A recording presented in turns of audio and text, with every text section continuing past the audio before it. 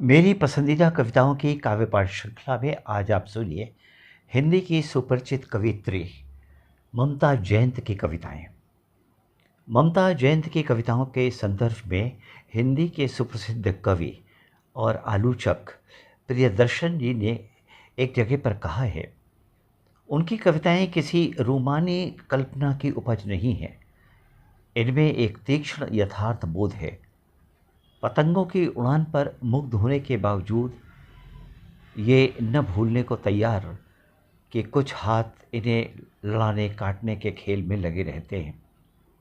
यह यथार्थ बोध कभी कभी इतना तीखा हो जाता है कि उसके दायरे में मनुष्य की त्रासदी भी चली जाती है। तो आइए सुनते हैं ममता जयंत की कुछ कविताएं।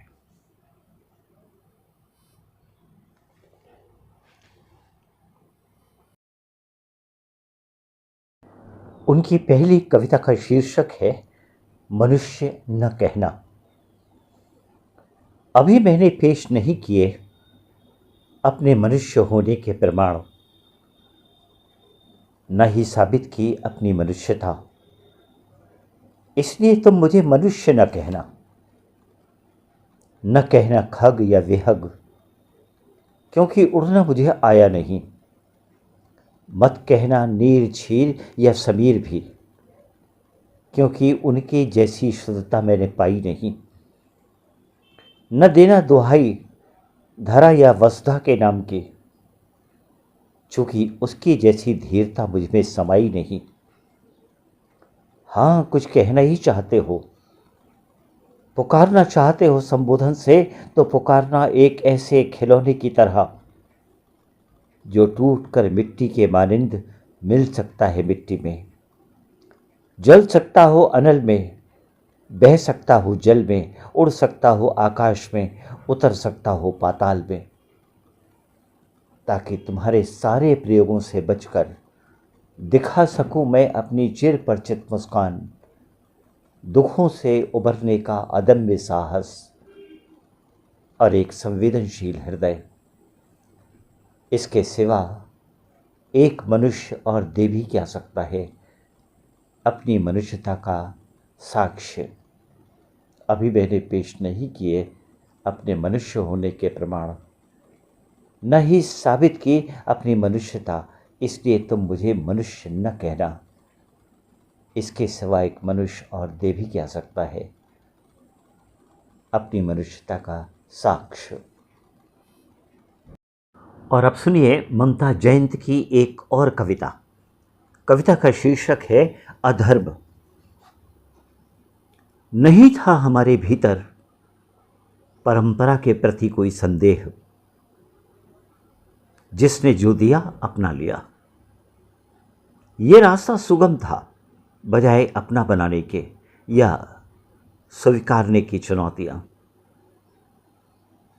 हम दूसरों के लिए भोजन पर तृप्त होते रहे, पहनकर दूसरों के कपड़े राजी। उनका दिया दान और दुआ हमें दवा सा लगा। हम फिरते रहे लेकर धर्म की प्यास, छोड़कर सब काम हुए धर्मों के चाकर। सच खोजने की ताकत हमारे भीतर कम थी, इंसान बनने का हुनर न के बराबर। हमारे भीतर कोई प्यास, कोई विद्रोह नहीं था। अनुभव से पहले ही कर लिया सब स्वीकार। हमारा कोई धर्म नहीं था, न था कोई ईश्वर, नहीं था हमारे भीतर परंपरा के प्रति कोई संदेह, जिसने जो दिया अपना लिया। और अब सुनिए ममता जयंत की एक और कविता। कविता का शीर्षक है वो जो जिम्मेदार हैं। इन दिनों अनुमान लगाना मुश्किल है कि पानी का स्वाद कड़वा है या घुल गई है मन की कड़वाहट पानी में, या फिर संक्रमण का जहर। ये जिंदा कहानियों के नायकों के कोप भवन में चले जाने के दिन हैं। विचारों की अदृश्य तानाशाही घेरे हुए है हर तरफ से। हर मुठभेड़ के सामने एक आदमकद आईना है, मगर इसमें झांक कर कोई रूबरू नहीं होना चाहता। ये दिन जो भरे हैं अवसाद से, बीत जाने दो इन्हें पतझड़ की तरह। उसके बाद साफ करने होंगे लोकतंत्र पर लगे खून के धब्बे, रोकने होंगे मजलूमों को रौंदते बढ़ते कदम, साफ करनी होगी व्यवस्था की अराजक चीखों की कालिख। उसके बाद साफ करने होंगे लोकतंत्र पर लगे खून के धब्बे, रोकने होंगे मजलूमों के रौंदते बढ़ते कदम, साफ करनी होगी व्यवस्था की अराजक चीखों की कालिख। बावजूद इसके नहीं उठेगी मुखालफत की उनकी कोई आवाज़। हम जागते रहेंगे पूरी शिद्दत से। कल फिर चुनी जानी है सरकार, कल फिर चुनी जानी है सरकार। सुनिए ममता जयंत की एक और कविता। कविता का शीर्षक है मत उठाना तुम आवाज। मत उठाना देवदूतों के खिलाफ आवाज, वो तुम पर कहर ढा सकते हैं। गर बधा है उनके सर सेहरा सरताज का, तो कतई मत उठाना, भगवान नाराज हो सकते हैं। मत उठाना देवदूतों के खिलाफ आवाज, नतीजे तुम पर कहर ढा सकते हैं। गर बधा है उनके सर सेहरा सरताज का, तो कतई मत उठाना, भगवान नाराज हो सकते हैं। हो सकती है तुम्हारे परिवार वालों की सड़क दुर्घटना में मौत, कहीं मर न जाए घर की औरतें भी, न ठूस दिया जाए किसी नाते रिश्तेदार को जेल में। हो सकती है तुम्हारे परिवार वालों की सड़क दुर्घटना में मौत, कहीं मर न जाए घर की औरतें भी, न ठूस दिया जाए किसी नाते रिश्तेदार को जेल में।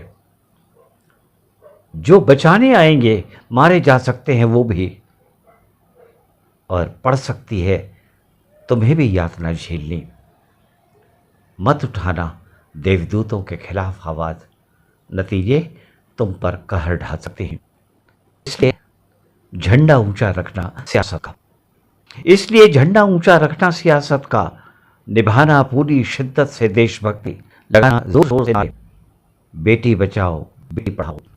इसलिए निभाना पूरी शिद्दत से देशभक्ति, लगाना नारे जोर जोर से बेटी बचाओ बेटी पढ़ाओ। बिछा देना बिसात उन सब नारों की जिनमें गूंजती हो आवाज, सबका साथ सबका विकास, छूटे ना कोई अब की बार। लेकिन ये क्या तुम्हारा कंठ अवरुद्ध हो गया, तुम्हारे नारे बदल क्यों गए? क्या देखकर तुम्हें डर रही है व्यवस्था? क्या देखकर तुम्हें डर रही है व्यवस्था? और अब सुनिए ममता जयंत की एक और कविता। कविता का शीर्षक है मजदूर। वो लौटते हैं हर सांझ लिए दिन भर की थकान, वो लौटते हैं हर शाम डैनों में लिए दिन भर की थकान। उन डालियों को भरोसा दिला आने का अगली सुबह फिर से, बिताते हैं जहां पूरा दिन। वो लौटते हैं हर सांझ डैनों में लिए दिन भर की थकान। उन डालियों को भरोसा दिला आने का अगली सुबह फिर से, बिताते हैं जहां पूरा दिन। पलकों में पाले हजार सपने भरते हैं फिर उड़ान। उनके पंखों में है उनकी उम्मीदें, उनका हौसला और उजास जिंदगी की। शमशील नजर आते हैं ये पंछी, शमशील नजर आते हैं ये पंछी, नहीं रहते किसी चाह में, इनकी चाह में रहती है सिर्फ इनकी मजूरी। जख्म भरे जिस्म पर भी नहीं करते उफ। गढ़ते हैं मिट्टी आग पानी की नई परिभाषा। भरते हैं हर कतरे में करीने से रंग, रहकर हर रंग से अछूते। भरते हैं हर कतरे में करीने से रंग, रहकर हर रंग से अछूते। वो लौटते हैं हर सांझ डैनों में लिए दिन भर की थकान। उन डालियों को भरोसा दिला आने क्या, अगली सुबह फिर से बिताते हैं जहां पूरा दिन। और अब इसी कविता का दूसरा अंश, शीर्षक है मजदूर।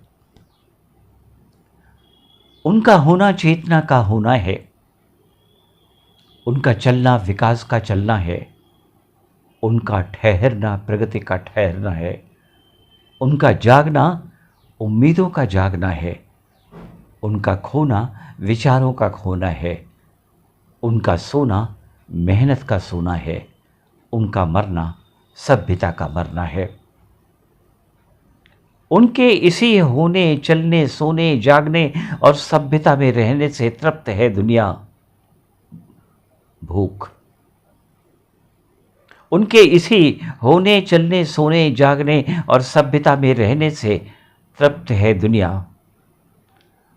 भूख इसी तृप्ति पर टिकी है तमाम जीवित इमारतें, इसी तृप्ति पर टिकी है तमाम जीवित इमारतें।